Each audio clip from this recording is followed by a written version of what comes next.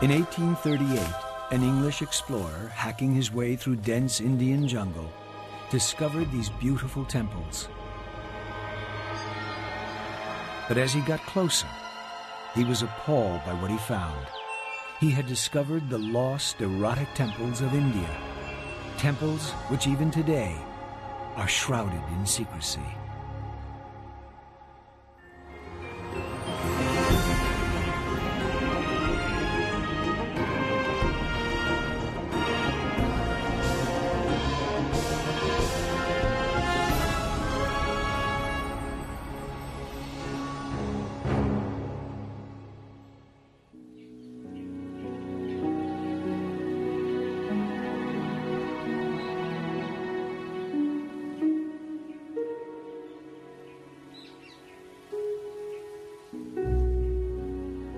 This is the face of India that the whole world knows, the Taj Mahal, one of those amazing works of art that completely lives up to its reputation. With its perfect proportions, its white marble finish, and the beauty of its intricate inlay, it's consistently voted the most beautiful building in the world. It was built for love by a Muslim emperor in the mid-1600s, about the same time Versailles was being created for the kings of France. Shah Jahan built it for his favorite wife, Mumtaz Mahal. She died giving birth to their 14th child, and as she lay dying, she made Shah Jahan promise he would build her the most beautiful tomb in the world. Despite having a harem of over 5,000 women, Shah Jahan was madly in love with his favorite wife and promised to honor her wish.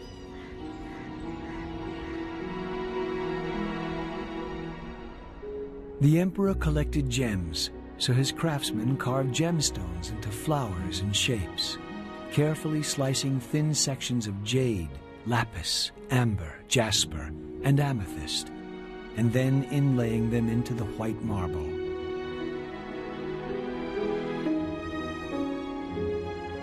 When the Taj Mahal was finished, its perfect white marble proportions at the end of a long, formal garden completely fulfilled Shah Jahan's promise to his dying wife. When people think of India, they think of the Taj Mahal. But there is a more ancient, secret India, hidden deep in its tropical jungles, where one of the greatest building efforts in human history produced thousands of strange and mysterious temples. But today, they are lost and forgotten.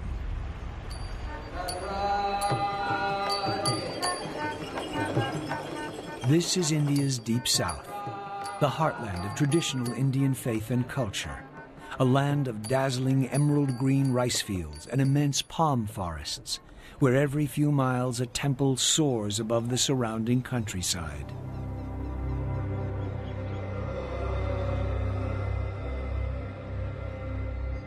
Here, over 1,000 years ago, one of the greatest kings of India, Raja Raja the Great, embarked on one of the largest building programs in the history of mankind that still continues to this day. He and his successors moved more stone than the Great Pyramid of Giza, and his artists created some of the greatest treasures the world has ever seen. Over time, Raja Raja's temples became larger and larger. This one is so vast that more than 200 Taj Mahals could fit comfortably within its walls. Why did Raja Raja do it? Well, it was the same motive that built Europe's cathedrals and Egypt's pyramids. He was moved by the power of faith.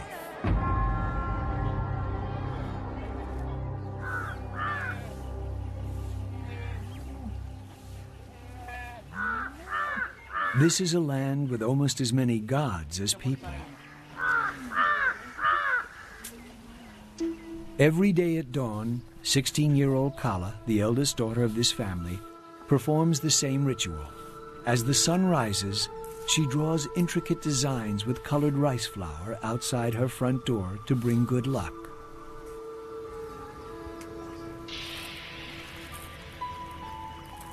Throughout southern India, women create these unique designs called columns.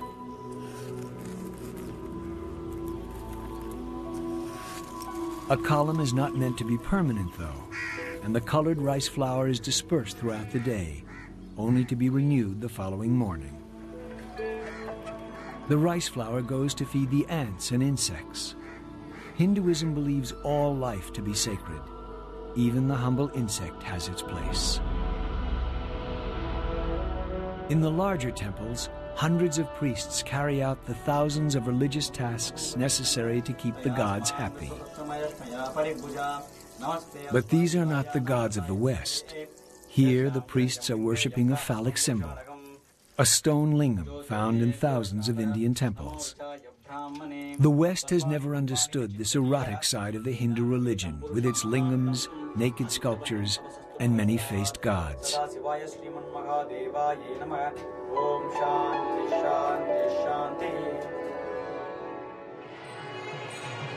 During festivals, the gods are taken from their shrines and paraded around the temple grounds. At the end of the day, their costumes are changed, and they are put to bed for a few hours' rest. Indians believe that if these rituals are performed correctly, the gods will favor the villagers, cure their ills, protect their harvests, and bless their lives. For any religion to flourish, it helps to have friends in high places. But for Hinduism, with its vast temples and thousands of priests, it is absolutely essential. So India was lucky to have in Raja Raja the greatest patron of arts in all its long history.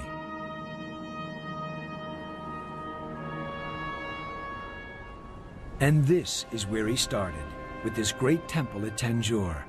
When it was finished 1,000 years ago, it was the most amazing building in India, more than 10 times taller than anything built before it. And it's not only huge, but it's all made of granite, one of the hardest stones in the world. The personality of Raja Raja is stamped all over this building. The most successful king the South ever produced had to build the greatest temple ever seen.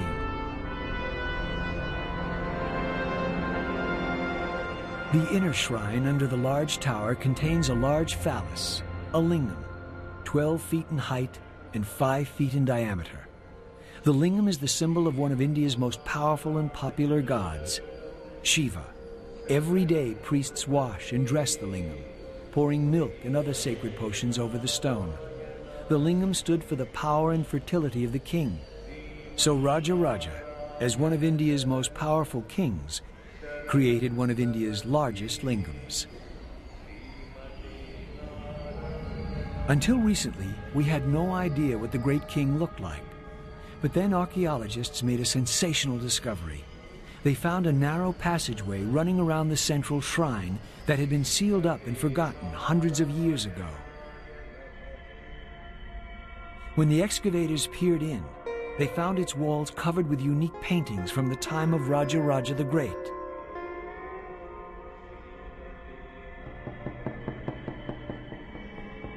Because Raja Raja was a devotee of the god Shiva, the walls are covered with scenes of the god's exploits. But there are also wonderful painted scenes of dancing girls with beautiful eyes. But best of all, they found the only existing portrait of Raja Raja the Great, with his bearded guru. As a follower of Shiva, Raja Raja's hair is piled up in dreadlocks, making him look like a Jamaican Rastafarian. He is standing behind and gazing respectfully at his guru, as well he might, for it was his spiritual advisor who was the force behind Raja Raja's insatiable appetite for building. And to build on this scale, you needed money, and the easiest way to gain wealth in ancient India, as in most places, was to grab it from your weaker neighbors. Helping Raja Raja was India's unique war machine, the elephant.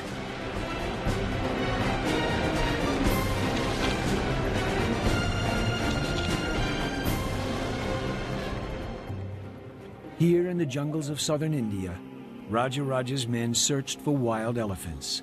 Docile animals born of tame parents were not good war elephants. Raja wanted only the biggest, fiercest, and fittest tusker males for his military machine.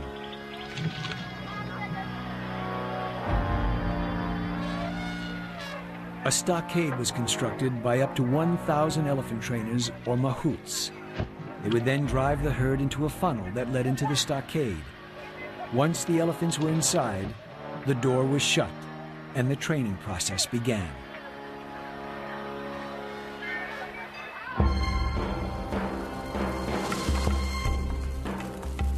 As recently as the 1960s, great elephants were taken from these foothills, using the same methods as in Raja's day.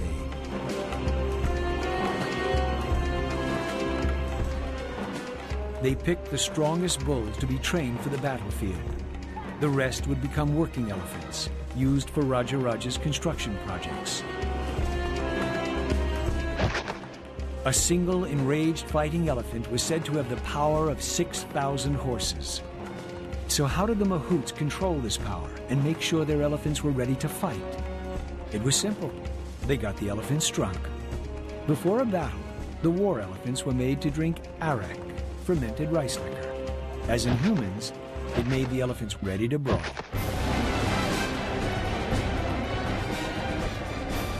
They could literally slice their way through the opposition with razor-sharp blades attached to their trunks.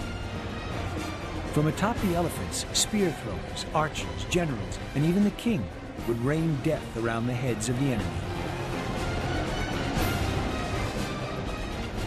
But how do you take a wild elephant and make it into a fighting machine?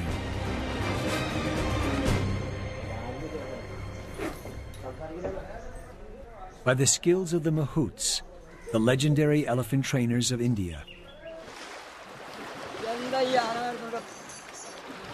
Mahouts have a very close relationship with the elephants they train and have a deep understanding of the animal's nature.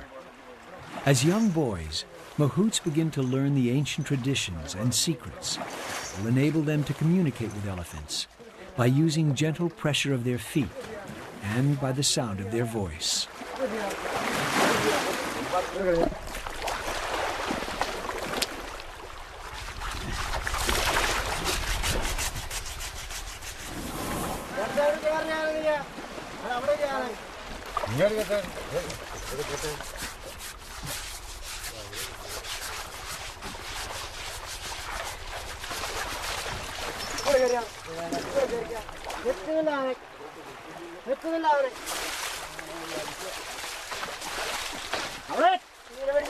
Elephants are very intelligent animals and can perform complicated tasks with amazing dexterity and strength. Raja wanted every elephant he could get his hands on. He was one of the most ambitious kings the world has ever seen. No one had ever built higher in India until Raja's great temple at Tanjore. In only a few years, hundreds of thousands of tons of pure granite, one of the hardest stones in the world, were hacked out of the earth to build his dream temple. The quarry that provided the granite for the temple was over 50 miles away. So how did they move this huge amount of granite 1,000 years ago?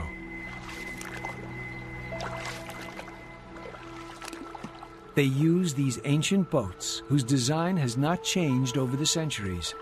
From Bronze Age Ireland to modern Tibet, the coracle is mankind's favorite boat.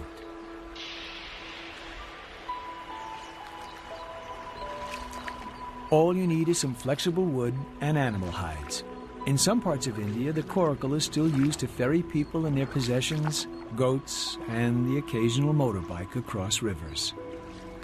But a coracle could only move blocks weighing a few tons, sufficient for much of Tanjore, but no use at all for this, the huge capstone on top of the temple. It consists of two massive blocks of granite, each weighing 40 tons. How on earth did you get a 40-ton block of granite hundreds of feet in the air in 1010 AD? It's a mystery that has baffled historians for years.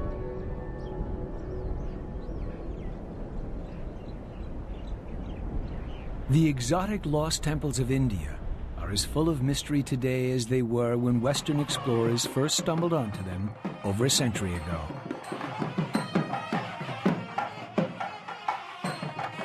Someone who has given considerable thought to the mystery of how ancient Indians raised massive blocks of granite to the tops of temples is the present Prince of Tanjore.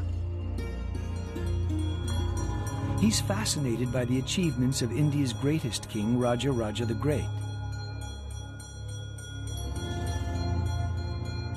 He told us of a legend passed down from generation to generation in his family that might provide a solution to the mystery of the giant capstone. He directed us to the area of the town where family tradition spoke of the remains of an ancient ramp. After searching the area, we found what clearly looks like an ancient ramp, with a gentle 6-degree slope pointing towards Tanjore Temple, which stands just over a mile from this spot. A ramp from here, with this gentle slope, would exactly intersect the top of the Tanjore Shrine, 216 feet in the air. What's more, the ramp is exactly where you might expect to find it. Most Hindu temples face east to meet the rising sun, and it is to the east that all the smaller buildings are constructed. So the only direction to build an enormous ramp is from the west. And that's just where we found our ramp. So the evidence points clearly to this being the remains of the ramp used to get the 40-ton blocks to the top of the temple. But how did Raja Raja move 40 tons of solid granite up a mile-long ramp 1,000 years ago? Elephants. After all, he had tens of thousands of them in his army. But no one has used elephants to move blocks of this size in living memory. So we decided to try an experiment. We ordered a block of granite to be delivered to a slope identical to the ramp we had discovered at Tanjore.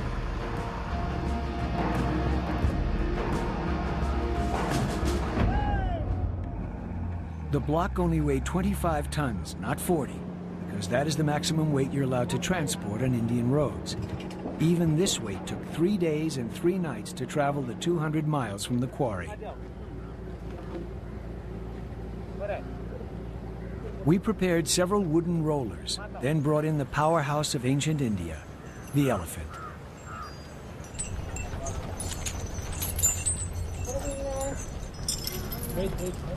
The elephants moved into position to both push and pull the block.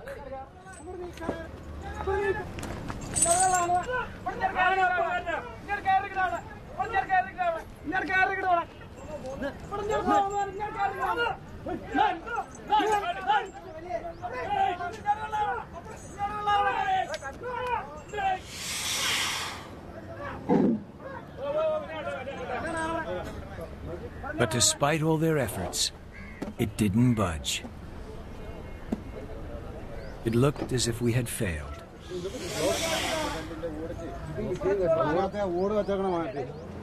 But one of the men who was handling the elephants noticed that one of the logs wasn't completely round.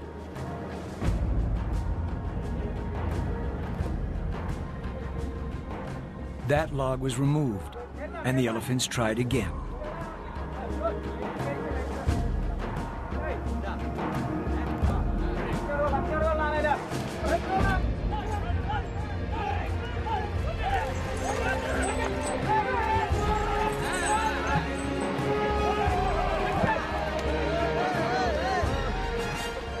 Success.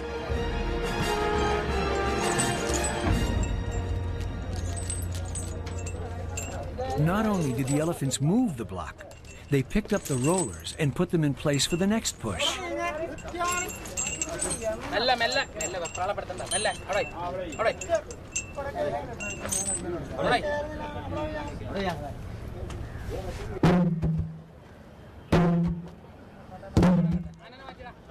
Our experiment showed how it was possible for Raja Raja and his architects to move giant stones to the summit of his temple.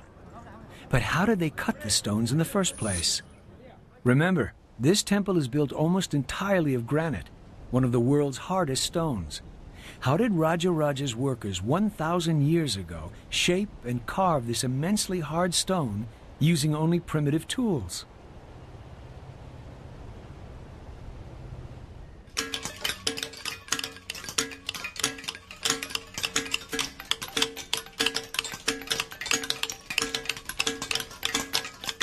The main business of this resort town just south of Madras is sculpting granite. This statue of Hanuman, the monkey god, will take a sculptor and his team of 10 men more than 6 months to complete. These sculptors have the benefit of steel tools.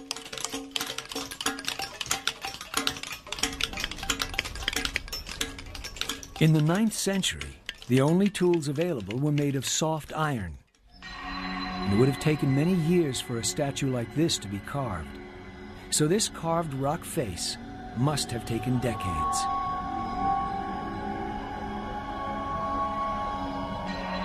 Known locally as Arjuna's penance, this granite carving tells a universal story.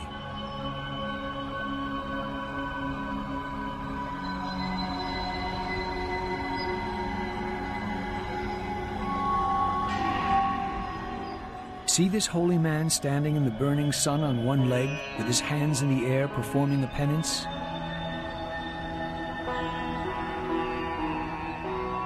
The artists clearly had a sense of humor, though.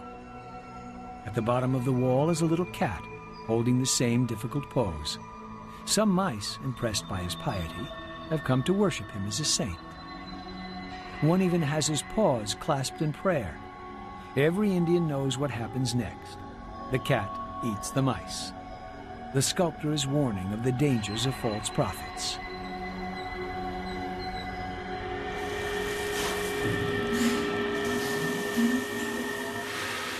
Iron tools might have been fine for sculpting, but how did these ancient craftsmen quarry the hardest stone in the world? Today, even a diamond-tipped circular saw and countless gallons of water will take hours to cut through this block of granite. Looking around, you can see clues to how this would have been done 1,000 years ago. Once he had decided which segment of stone he wanted to quarry, the stonemason used a small iron chisel to hollow out rows of little pockets in the granite. Then he hammered wooden blocks firmly into the holes and poured water over them. The wood would then slowly swell until the granite split. That's how Raja Raja quarried stone for his temples.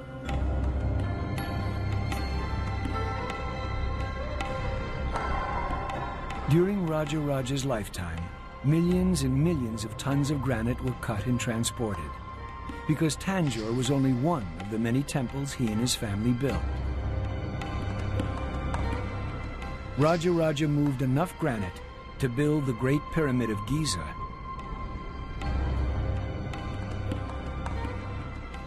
What was the driving force behind this building frenzy? Religion. You see, as a king, Raja Raja was in a terrible bind. On the one hand, his religion told him not to kill, but on the other, as a successful king, he was supposed to make war on his neighbors. And so he was responsible for the death of hundreds of thousands of his enemies.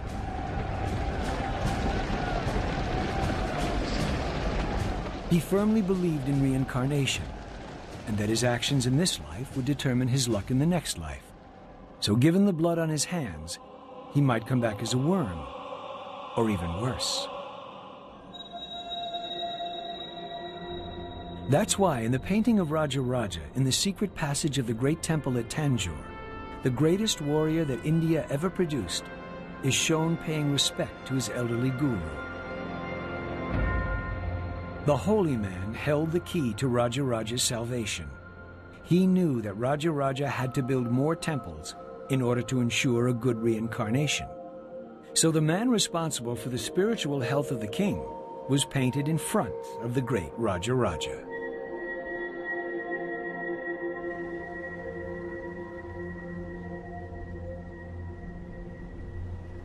Even for a king as rich as Raja Raja the Great, building a new temple was an expensive operation.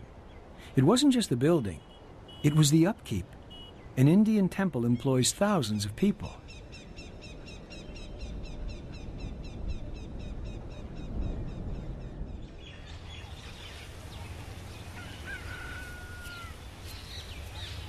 For centuries, here at Sri Rangam Temple, men have been selected from special families to pick and prepare the garlands of flowers for the gods of the temple.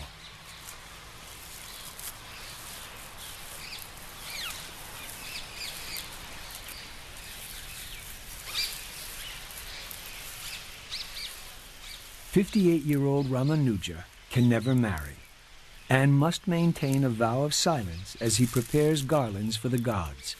Every day he rises before dawn to start picking the many sacred flowers. String is strictly forbidden, so he uses fiber from dried banana trees to tie the garlands together. Up to 40 garlands a day for 20 gods and saints are produced in this little room, which no one except Ramanuja and the other garland makers can enter.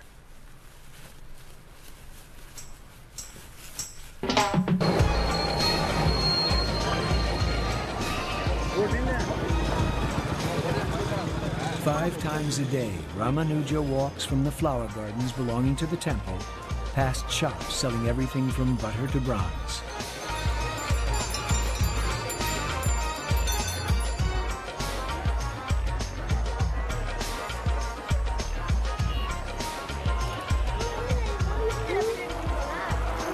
It's a huge, bustling city of 50,000 people, and all of them depend on the temple for their livelihood.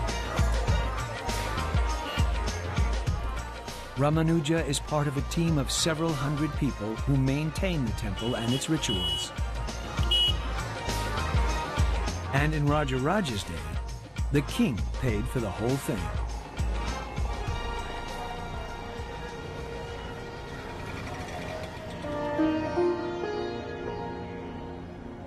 At the end of his journey in the heart of the temple, Ramanuja hands over his garlands to the priests.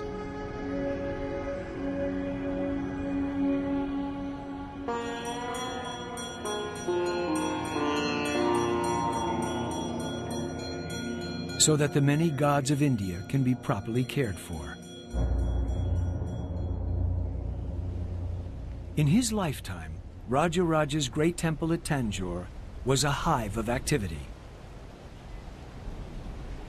A temple this big needs hundreds of people to run it. Inscriptions tell us that over 4,000 cows, 7,000 sheep, and 30 buffalo were needed to supply the butter for the hundreds of lamps that lit the temple. It must have been a blazingly bright place. And all this was to light only one temple. Rajaraja provided for hundreds of temples that he created, spending fabulous sums of money to ensure that he kept his karma in good standing. Because of his generosity, Rajaraja hoped the gods would overlook his many transgressions and be persuaded to reincarnate him in his next life as something a little better than a worm. This religious devotion led to an event that radically changed the entire course of all human history.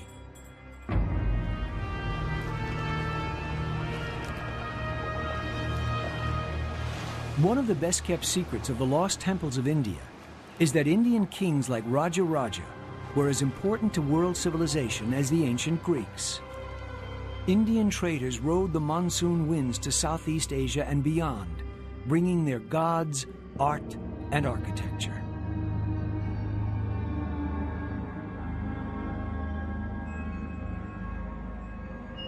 That's why, thousands of miles from Mother India, amid steaming tropical jungles, the temples of Angkor depict not Cambodian gods, but the gods of India, dancing on every wall.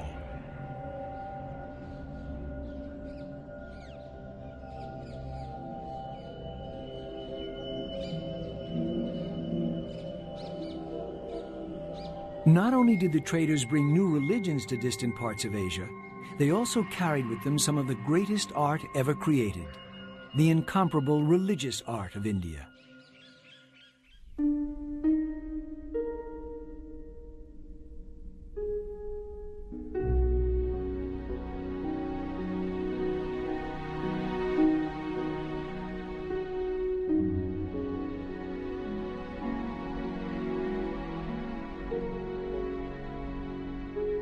This bronze was made for Raja Raja when Europe was still languishing in the Dark Ages, incapable of producing anything that approached the beauty and technical accomplishment of this piece.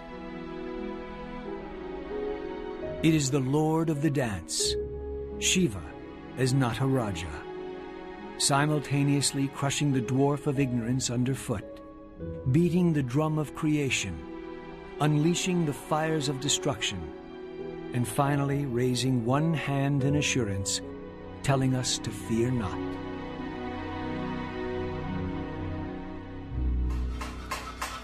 Near Tanjore, artists still create bronzes in exactly the same way as they did in the time of Raja Raja the Great.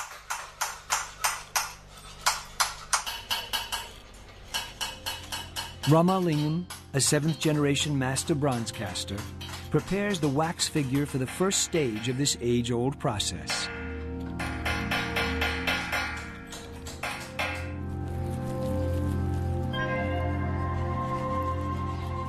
After the figure has been shaped in wax by the master, mud from the banks of the sacred Kaveri River is packed around it.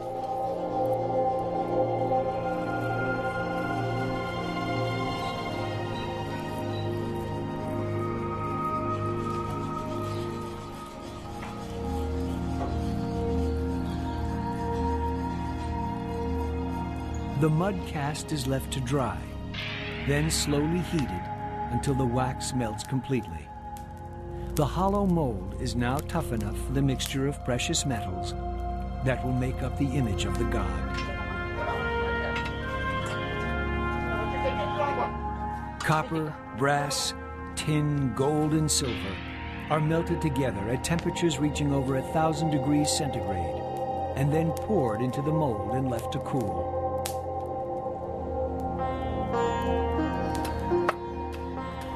Once cool, the mold is broken, revealing the icon that is then given finishing touches by Ramalingam's assistants.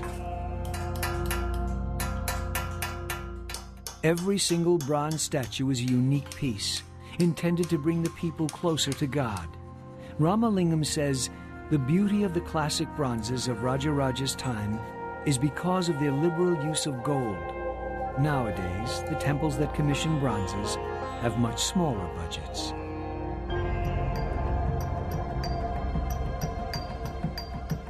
Shiva as Nataraja, caught in a snapshot pose, dances the world into existence.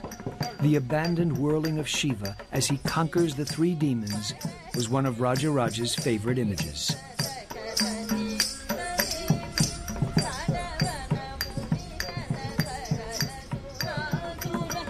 A temple without dancers would have been like a football team without cheerleaders. The whirling of the finest temple dancers, or Devadasis, accompanied worship. Without dancers, the god could not be expected to perform its role as the giver of blessings and the protector of the temple.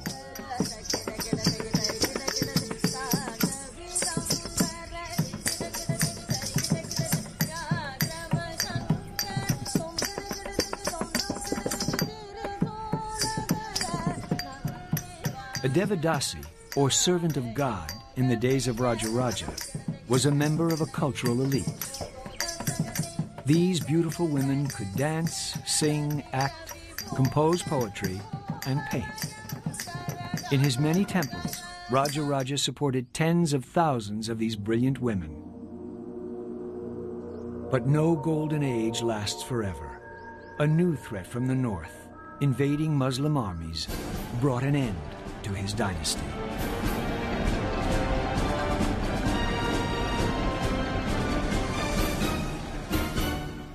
All over the south, in the tens of thousands of Hindu temples, desperate measures were being carried out.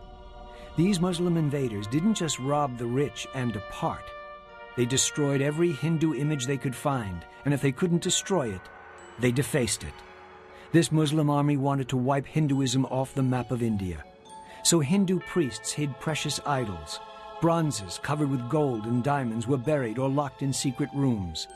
The bronzes were a prime target for the invaders, searching for jewels and precious metals. These bronzes were all taken from their temple shrines and buried in fine white sand to remain hidden for over 700 years until their discovery in 1965. One of the greatest archaeological discoveries of the century.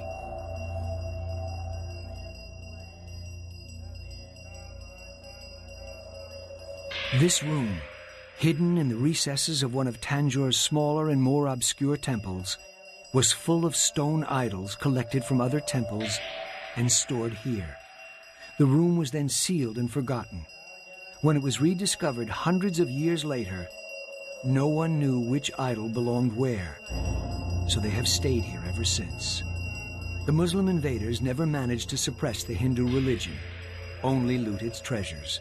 Southern India shrugged off the Muslim invasion and rose again to yet more splendid heights.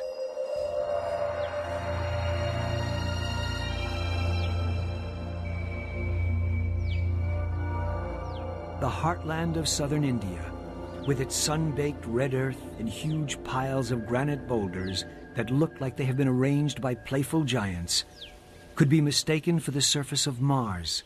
But amazingly, a great Indian city once flourished here, and its inhabitants looked back to the golden age of Raja Raja and built a celestial city beyond anything even Raja Raja had imagined. Centuries after Raja Raja's temples had been swallowed by the jungle, a new mysterious holy city rose on a barren plain in southern India called Vijayanagara, the City of Victory. It was founded in 1350, and within 30 years, the city was larger than any other on Earth, with a population 50 times greater than medieval London or Paris.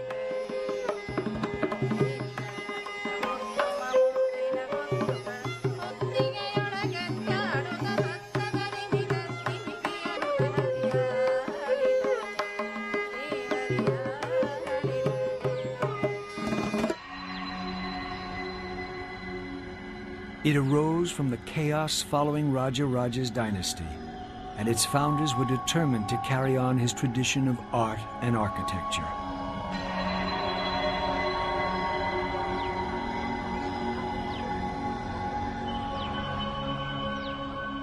The carved granite murals created for their court show us the lifestyle of the rich and famous.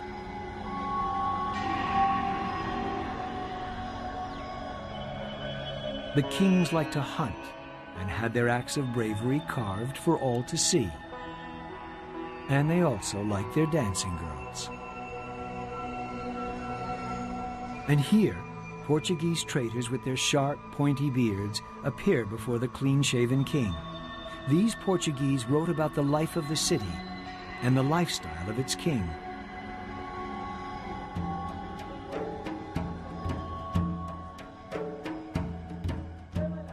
The king allowed the Portuguese traders to witness his morning routine. Every day he would drink a pint of oil and rub some more oil into his skin. Wearing only a loincloth, he would exercise with his sword and wrestle for a time with his favorite opponent.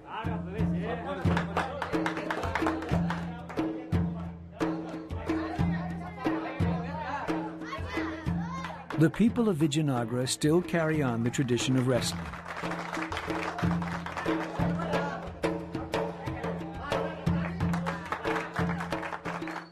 Though in the modern version, the idea is to hold your opponent up in the air for more than 3 seconds to secure a victory.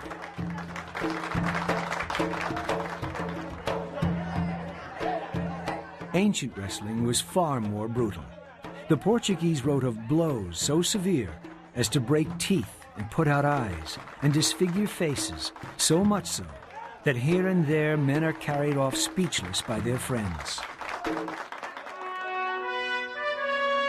After he had finished this morning practice, the king would mount his horse and ride from one end of his great city to the other. It was during his reign that the empire counted all of southern India under its control and traded with both the Arabs and Portuguese. This road leading up to a great temple was said by the Portuguese to have been a broad and beautiful street full of fine houses. The houses belonged to merchants, and there you will find all sorts of rubies and diamonds and emeralds and pearls. Every evening, there is a fair where they sell horses, citrons, limes, oranges, and grapes. You have all this in a street, which leads to the palace.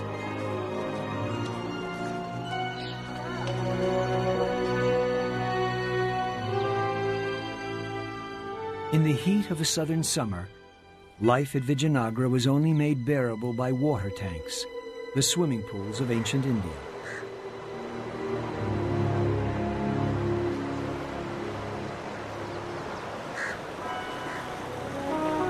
From the queens of the great courts to the peasant women in the fields, the women of southern India practice ritual bathing every day.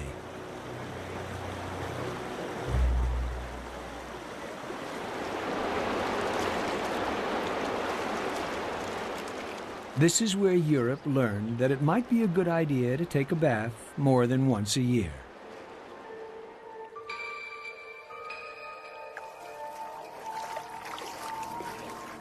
Noblemen and women, queens and their serving girls bathe within the palace walls in water brought from the river by an ingenious aqueduct system.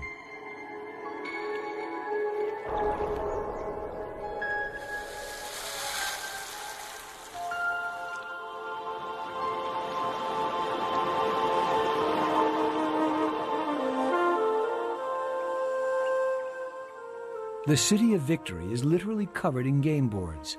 Carved everywhere on boulders, the floors of temples and palaces, are dozens of games.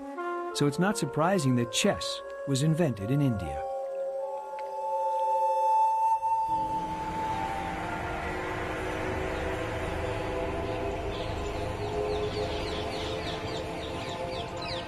It's called Chaturanga.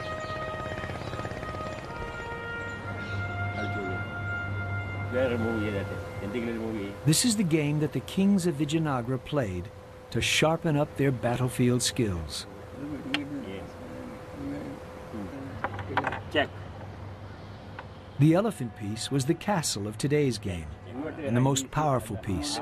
It can move in all directions and even leap over weaker pieces.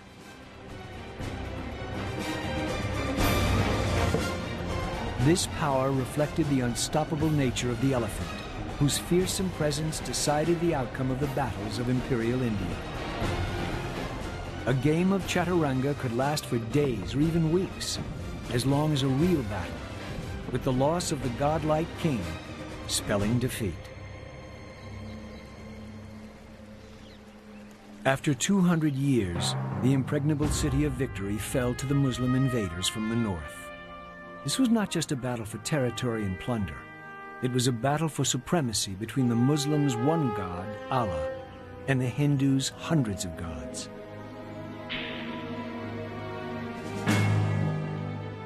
The Hindu general was beheaded on the battlefield, and the battle was over.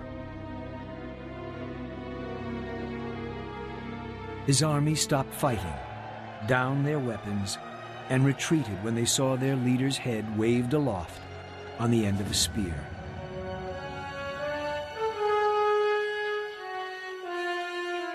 The city was literally torn apart.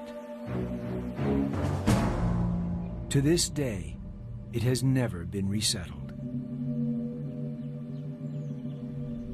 The city that was in its day described by a Portuguese trader as large as Rome and the best provided city in the world is now, like Pompeii, a ghost town frozen in time, lying empty and strange amidst the barren plateau, the last seat of imperial southern India, a city of ghosts.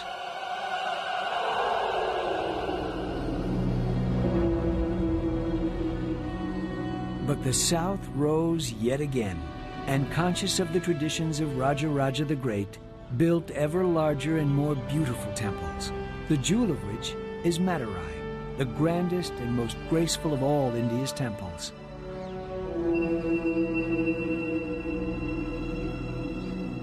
Yet for every 100 people who visit India, less than 10 journey south to gaze upon these incredible temples.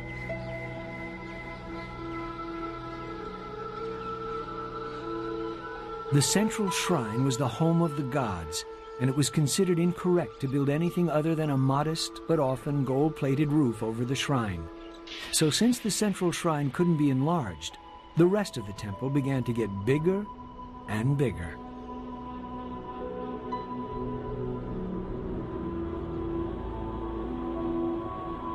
This expansion created the ornamental gateways called gopuras.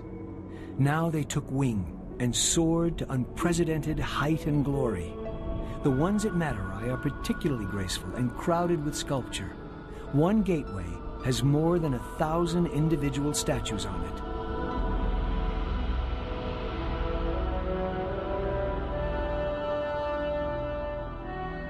Today, the temple authorities repaint them regularly and in their original vivid colors.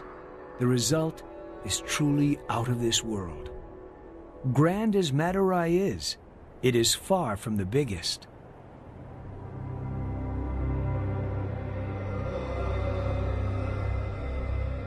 That title goes to Srirangam, which is so vast that it could comfortably hold the Kremlin, the US Senate buildings, and the Houses of Parliament, and still have room for the Palace of Versailles and St. Peter's in Rome.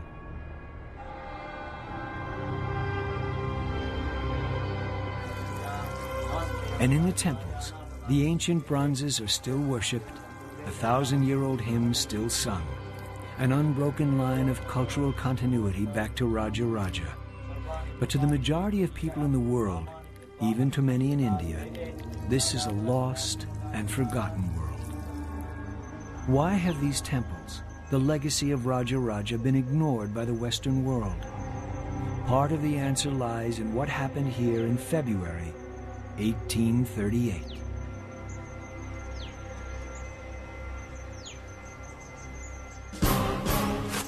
The lost temples of India were discovered in February 1838 by a British Army officer called Captain Burke. He was told of the wonders to be seen in a place called Khajuraho, deserted for hundreds of years and covered by a thick canopy of trees. The trouble started when he came close enough to see what was on the walls. I found the ruins most beautifully and exquisitely carved. But some of the sculptures were extremely indecent. The religion of the ancient Hindu could not have been very chaste. The temple walls are covered with scenes of group sex, aroused males and eager females. It is not exactly what the average Christian expects to find on the walls of a house of worship. In the Hindu religion, however, things were very different. One of the many goals in Hinduism was the pursuit of love, and they saw nothing wrong with portraying the pursuit of sexual love on their temple walls.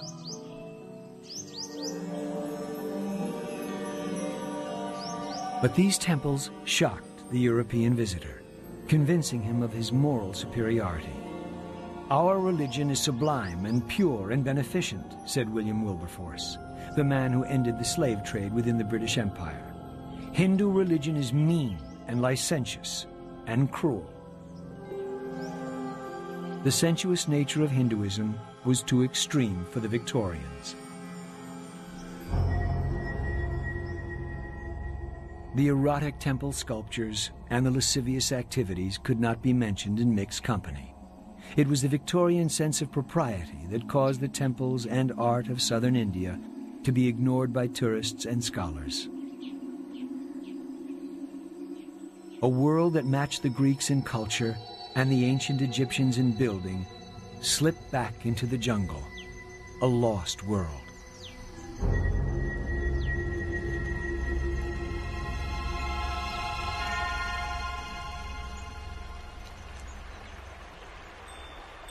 The Europeans in India may have found Hindu gods and temples strange and uncivilized, but they admired and felt comfortable with the architecture of India's Muslim overlords and their one god, Allah. No many-armed monstrous idols here, no highly erotic sculpture, no dark sanctuaries with half-naked priests worshipping phallic stones. Here was an architecture that appealed to the European mind, full of graceful Gothic arches in white marble, Here they found buildings that matched their idea of what the mysterious East should be like. So it is the northern Indian monuments that most tourists visit. The Hindu South is still firmly off the travel plans of most visitors to India. Despite its contribution to Indian and world civilization, the legacy of Raja Raja the Great has been ignored.